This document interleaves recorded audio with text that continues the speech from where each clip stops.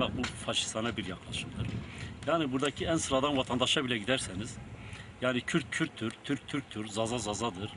Herkes kendi kimliğini çok net bilir. Fakat bu işte böyle dediğim gibi bu son yıllarda yükselen bu Kürt milliyetçiliği, Kürt ulusalcılığı aynen böyle bu Japonya'daki tsunami gibi.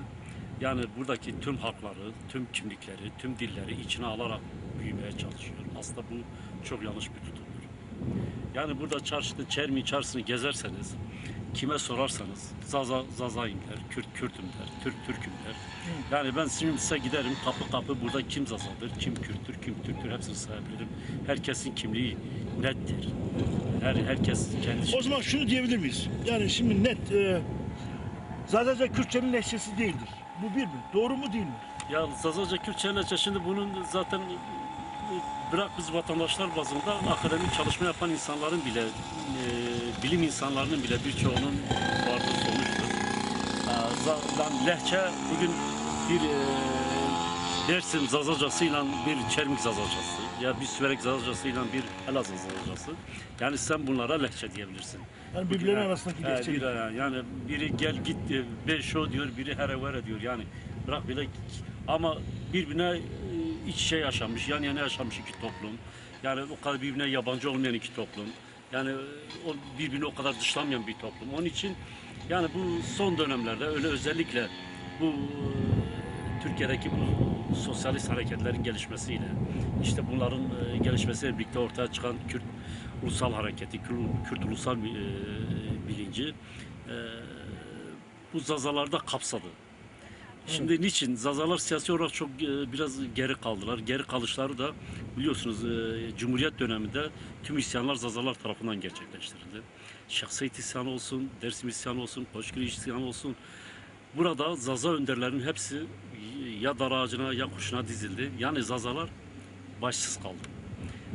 Onun için Zazalar kendilerini temsil edecek şahsiyetleri kaybettiler. Bundan dolayıdır yani Zazalar bu kadar politik olarak geri kalışı da ta o dönemlere gitmek. 1938'lere, 1925'lere, 1914'lere gitmek gerek.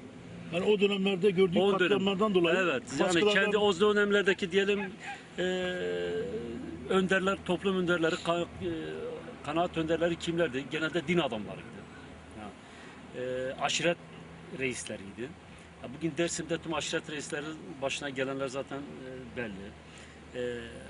Yapılan katliamlar ortadadır. Bugün artık gizlenecek bir tarafı yok. Şeyh Said isyanında biliyorsunuz tüm Zaza aydınları toplatıldı. Zaten katledilenler katledildi, sürgün edilenler sürgün edildi. Bu insanlar bir şekilde pasifize edildi. Ve Zazalar kendilerini uluslararası bir arenada temsil edecek önderlerden yoksun bırakıldı. Yani bu işte Zazalar Kürttür, Zazalar Türktür.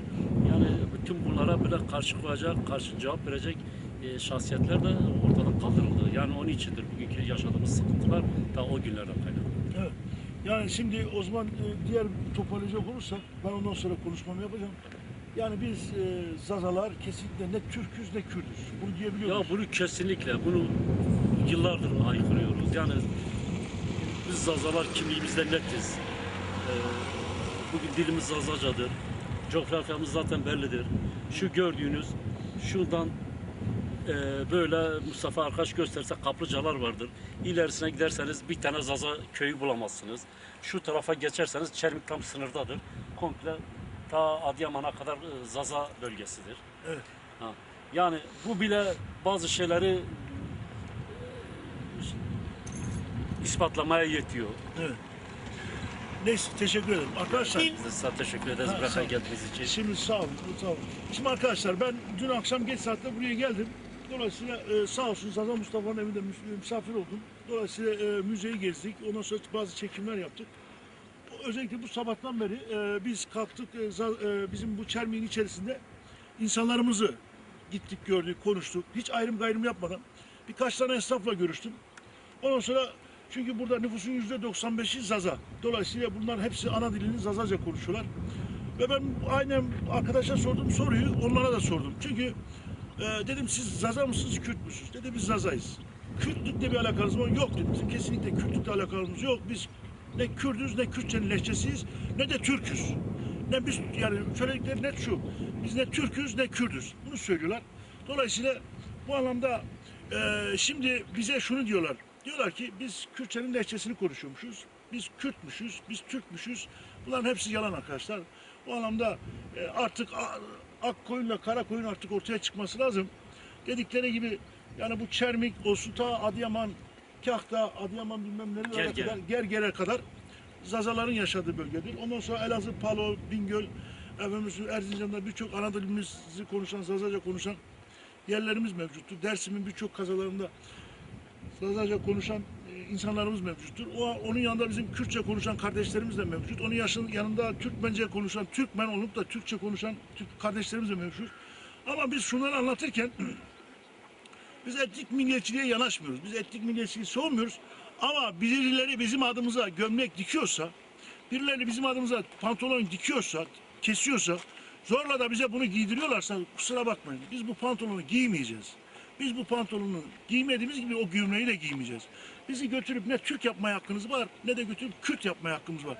Türk halkı da bizim kardeşimizdir, Kürt halkı da bizim kardeşimizdir ama bizi de kardeş olarak görün, bizi de insan yerine koyun, bizi asimile etmeye, değerlerimizi, onur yani kimliğimizi alıp götürüp oraya buraya yamamaya hakkınız yok.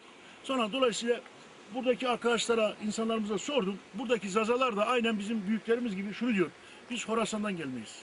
Biz Çermikli Zazalar, İran Horasan'dan gelmeyiz ve Zazaların birçoğu her tarafa dağılmış. O anlamda bizim büyüklerimizin söylediğini buradaki Çermik'teki Zazalar da söylüyor. Yaşlı insanlarımızla oturduk, sohbet ettik. Hatta isterseniz onlarla da bir çekim yapabiliriz. Ben o konuda Mustafa arkadaşa rica edeceğim. Onlarla da bir röportaj yapalım. Yaşlı insanlarımız ne diyor? Sözlü konuştuk. Bir de böyle belgeli konuşmak gerekiyor, ispatlamak gerekiyor. Aynen bizim pirlerimizin, büyüklerimizin söylediği gibi İran Horasan'dan gelmeyiz diyorlar. O anlamda yani şimdi bizim Dersim yöresindeki Zazalar Alevidir, Kızılbaş'tır. Buradaki Zazalar Sünnidir. Ama kendi içerimizde dinsel inançlarımız farklıdır. Fakat millet olarak aynı milletiz. Aynı kültürün insanıyız. Öyle değil mi? Metin Bey, ben burada bir sözünüzü keseceğim. Buyurun. Şimdi Yavuz Sultan Selim döneminde yani ismini tam hatırlayamam ama belgeler var. Bu Çermi'yi fetheden komutanı gönderdiği raporda Yavuz Sultan Selim'e diyor ki Çermi'yi Zaza Alevilerden temizledik. Evet. Yani Yavuz'u 1500 yıl önce 1500'lerde Çermik'te yoğun olan nüfus Alevi Zazalar. Öyle mi? Evet, Yavuz Sultan Selim döneminde. Fakat sonradan burada Sultan II. Murad'ın çok ilgi gösterdiği, burada hatta hanlar yaptırmış. Şimdi bildiğimiz gibi zaten Osmanlı'nın elinde kalan yerler, bölgeler Hanifidir. Çünkü resmi mezhep olarak onlar Hanifiliği mezhep benimsemişler. Şimdi Palo, Bingöl, Hani, Dicle, Kulp tarafı Şafi'dir. Çünkü orada Şeyh Cüneyt'in elinde Kürt biliyorsunuz. Onlar da resmi olarak kendilerine Şafiilik mezhebini benimsemişler. Dolayısıyla yani herkes hakim olduğu bölgede kendi mezhebini kabullendirmiş. Şimdi buradan böyle bir 2 kilometre ileride bir köy var. O Dersim mesela ama bugün burada Suni'dir. Brüt diye bir köydür. Aslında Dersimlidirler. İstiyor'a giderseniz bir mıntıka var, Desman mıntıkası. Bunlar da yine